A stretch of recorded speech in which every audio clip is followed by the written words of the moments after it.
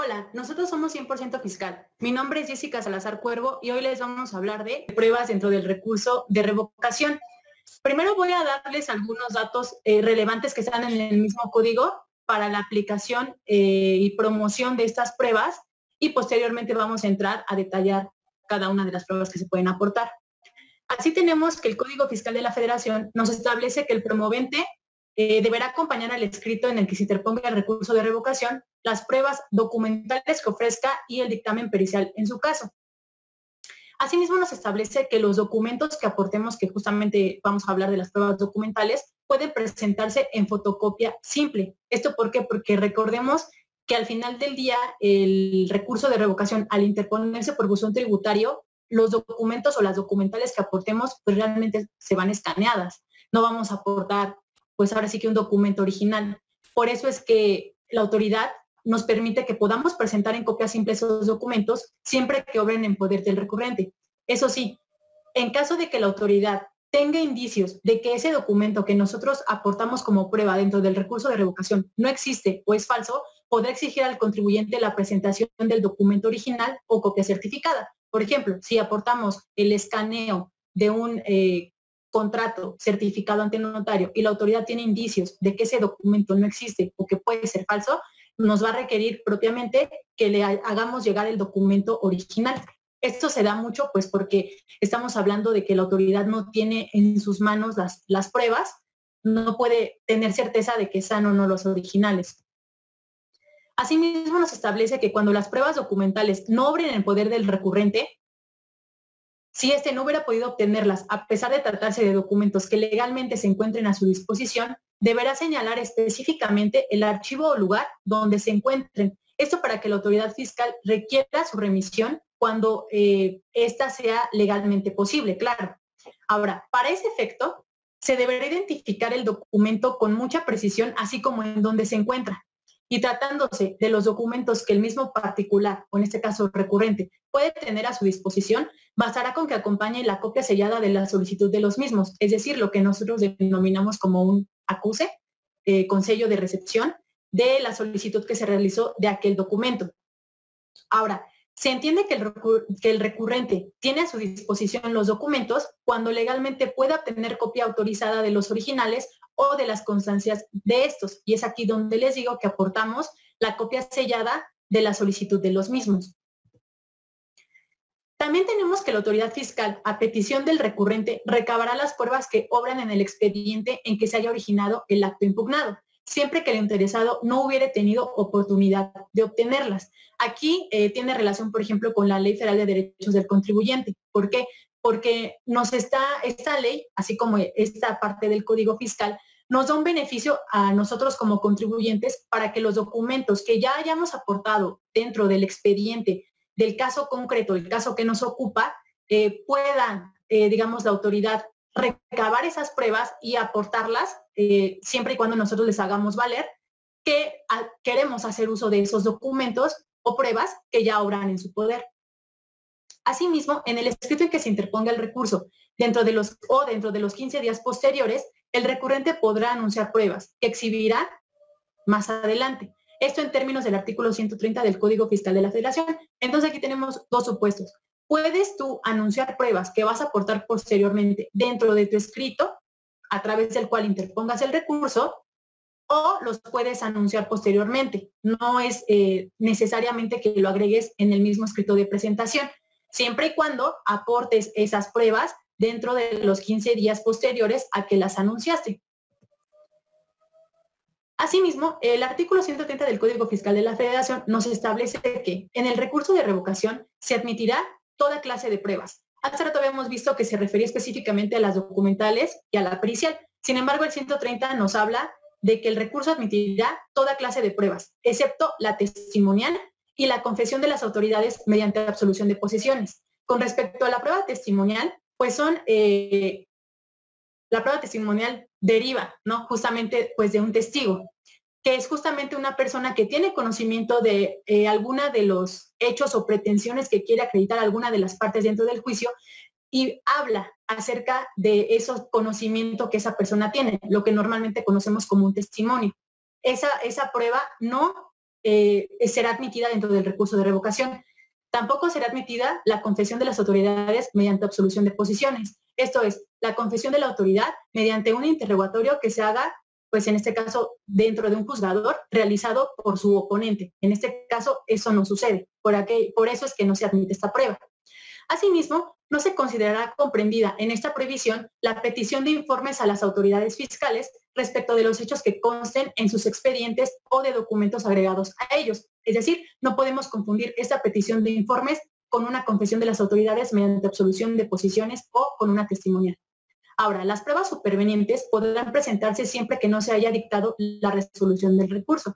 Las pruebas supervenientes son aquellas pruebas que nosotros no conocíamos cuando se interpuso nuestro recurso, y dentro de la substanciación del mismo conocemos o tenemos al alcance que no pudimos aportar en ese momento, y entonces podemos presentarlas. Recordemos que todo el recurso, así como los demás medios de defensa, están sujetos a ciertos plazos y a ciertos términos y condiciones que debemos cumplir nosotros como particulares. Por ello es que no podemos, si no tú tienes conocimiento de una prueba y no la aportaste en el momento procesal oportuno, pierdes el derecho para hacerlo. No obstante ello, las pruebas supervenientes, que se entiende que no las conocía o que no tenía, en este caso, pues en mi poder. Ya habíamos visto, no la tengo en mi poder, adjunto el acuse de recepción de la solicitud de esa copia o de ese documento que quería interponer. Esto ya va ligado al caso concreto o lo que se pretende acreditar en el recurso. Ahora, cuando el recurrente, como ya les había dicho, anuncie que exhibirá pruebas en términos del último párrafo del artículo 123 del Código, tendrá un plazo de 15 días para presentarlas. Contado este término correrá a partir del día siguiente al que se haya realizado dicho anuncio. Ahora, nada más como una nota, el último párrafo del artículo 123 establece: sin perjuicio de lo dispuesto en el párrafo anterior, en el escrito en que se interponga el recurso o dentro de los 15 días posteriores, el recurrente podrá anunciar que exhibirá pruebas adicionales en términos de lo previsto en el tercer párrafo del artículo 130 de este código. Nada más es recordando esta parte. Ahora, retomando lo que establece el artículo 130 del código, nos establece que hará prueba plena la confesión expresa del recurrente, las presunciones legales que no admitan prueba en contrario, así como los hechos legalmente afirmados por autoridad en documentos públicos, incluyendo los digitales. Pero si en los documentos públicos citados se contienen declaraciones de verdad o manifestaciones de hechos de particulares, los documentos solo prueban plenamente que, ante la autoridad que los expidió, se hicieron tales declaraciones o manifestaciones, pero no prueban la verdad de lo declarado o manifestado.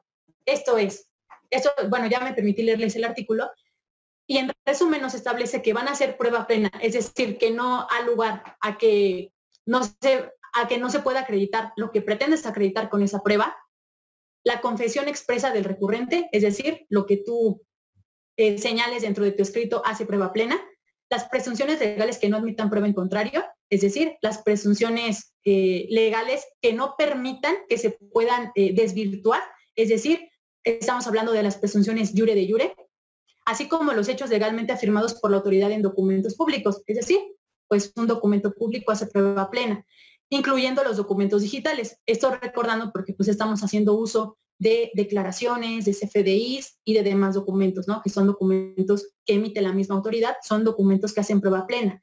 Ahora, si dentro de esos documentos públicos, el que sea, se contienen declaraciones de verdad o manifestaciones de hechos de los particulares, esos documentos solamente hacen prueba plena de que esas manifestaciones o los hechos fueron realizados ante la autoridad, más no de que las declaraciones o las manifestaciones que se hayan realizado sean verdad.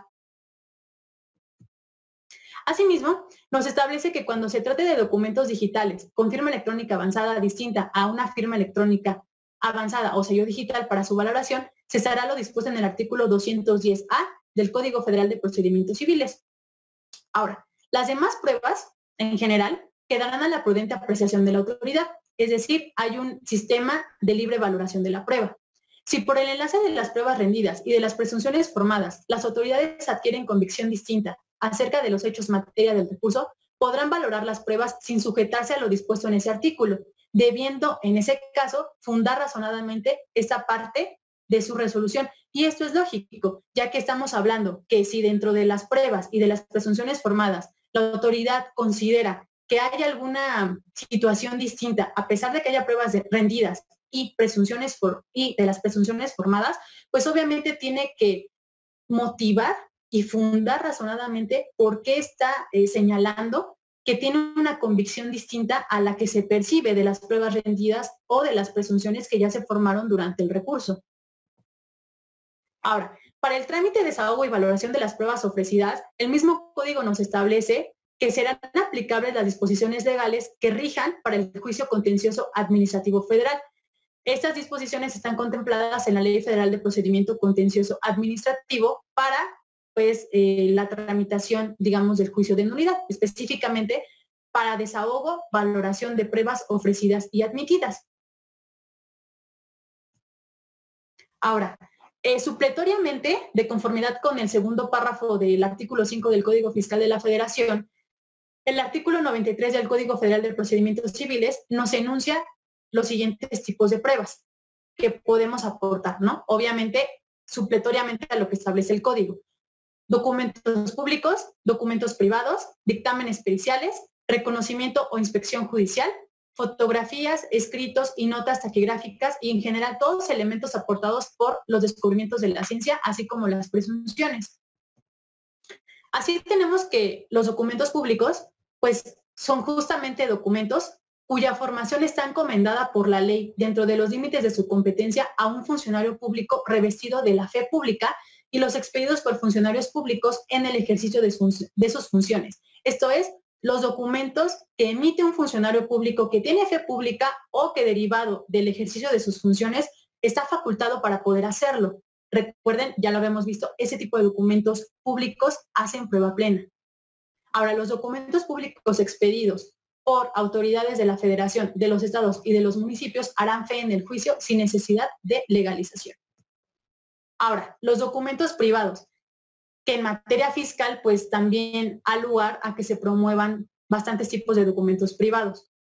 Son documentos privados todos los documentos que no revistan las características que les señalé anteriormente. Esto es, que no hayan sido emitidos por un funcionario público que tenga fe pública o que esté facultado para hacerlo. Asimismo, los documentos privados son todos aquellos escritos en que se incluyan, sin intervención de un notario, declaraciones capaces de producir efectos jurídicos. Por ejemplo, el más claro ejemplo, los contratos. Dictámenes periciales. La prueba pericial tendrá lugar en las cuestiones de un negocio relativas a alguna ciencia o arte y en los casos en que expresamente lo prevenga la ley. Los peritos deben tener un título en la ciencia o arte a que pertenezca la cuestión sobre la cual ha oírse su parecer, si la profesión o el arte estuviera legalmente reglamentada. Esto es, los dictámenes periciales que ocupamos normalmente nosotros dentro del recurso de revocación, pues son dictámenes de peritos que son expertos en el área contable. Y justamente, pues, se va a desahogar esta prueba en razón de lo que establece la Ley Federal de Procedimiento Contencioso Administrativo, toda vez que el Código Fiscal no nos establece un trámite específico para pues el desahogo de la misma. Ahora, el reconocimiento o inspección judicial, para este caso la doctrina lo define como un examen sensorial directo realizado ya sea por el juez de cosas u objetos que estén relacionados con la controversia, tendiente a formar en es decir, en el juzgador, en este caso en la autoridad fiscal, convicción sobre su estado, situación o circunstancia que tengan relación con el proceso. Por ejemplo, si nosotros quisiéramos aportar una inspección o reconocimiento de algún domicilio fiscal en razón de que no nos valoraron los FDIs porque el contribuyente no se encuentra como localizado, podríamos hacer uso de esta prueba. Las fotografías, escritos y notas taquigráficas y en general todos aquellos elementos aportados por los descubrimientos de la ciencia. Esto es, para acreditar los hechos o circunstancias en relación con el negocio que se ventila, pueden las partes presentar fotografías, escritos o notas taquigráficas y en general toda clase de elementos aportados por los descubrimientos de la ciencia. Por ejemplo, viene a mi mente si dentro de alguna auditoría no quisieron valorar la materialidad en razón de que la autoridad fiscal no tuvo a la vista los productos que se fabricaban dentro de ese negocio, bueno, pues se pueden aportar también las fotografías de esos documentos para hacer prueba, digamos, prueba de que efectivamente se llevó a cabo la materialidad, por poner algún ejemplo. Y las presunciones. Bueno, pues la presunción es aquella operación lógica por la que se tiene acreditado un hecho desconocido a partir de otro sobre cuya existencia no existe duda. En este caso, recordemos que es el mismo Código de Procedimientos Civiles el que nos establece justamente de las presunciones y ya les explicamos de una presunción. En ese sentido, tenemos que las presunciones pueden ser de dos tipos, la presunción juris tantum y la presunción iure de jure. La presunción juris tantum es aquella que da lugar a que se pueda, digamos, desacreditar o acreditar con algún medio de prueba, en este caso específico. Mientras que la presunción iure de jure es una presunción que ya no admite prueba en contrario. Y bueno, nada más recordando el tema de la prueba superveniente, que esta es definida como aquella prueba que se desconocía, como ya les había dicho, en la etapa del ofrecimiento de pruebas y que se crea o se conoce con fecha posterior a la presentación de la demanda o a la etapa en la cual se ofrecieron las pruebas. Ya lo habíamos visto, nada más como a manera de resumen. Y por ejemplo, aquí nada más me voy a permitir leerles este rubro de esta tesis emitida por el Poder Judicial de la Federación, la cual nos establece prueba pericial. Su desahogo en el juicio de nulidad no transgrede el principio de litis abierta, siempre y cuando verse sobre documentales que hayan sido ofrecidas desde la instancia administrativa. Recordemos que ya habíamos señalado que para el desahogo de esta prueba, pues vamos a recurrir a lo que establece la Ley Federal de Procedimiento Contencioso Administrativo. De manera que, aplicándola análogamente a la presentación del recurso de revocación, podemos entender o podemos desprender de esta tesis que da lugar a que, digamos, en el desahogo de esa prueba pericial, verse ese desahogo sobre documentales que ya hayan sido ofrecidas a la autoridad. Por ejemplo, dentro de la misma auditoría.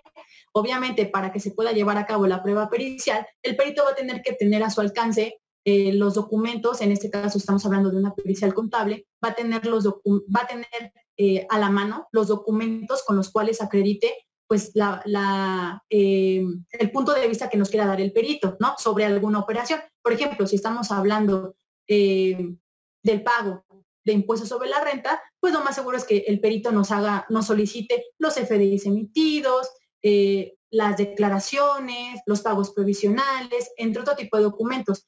Por aquello es que si el perito desahoga su prueba pericial teniendo como base esos documentos que ya se aportaron dentro de la instancia administrativa, pues de ninguna manera esta prueba pericial que se va a concluir con el dictamen pericial viola el principio de litis abierta en razón de que esos documentos ya se habían aportado en sede administrativa. En este caso, no en sede administrativa, o bueno, sí dentro de sede administrativa, pero no en un procedimiento, un medio de defensa, sino dentro de la misma auditoría, es decir, dentro de la misma facultad de comprobación. Cualquier duda o aclaración, síguenos en nuestras redes sociales, Capacitando para el Futuro.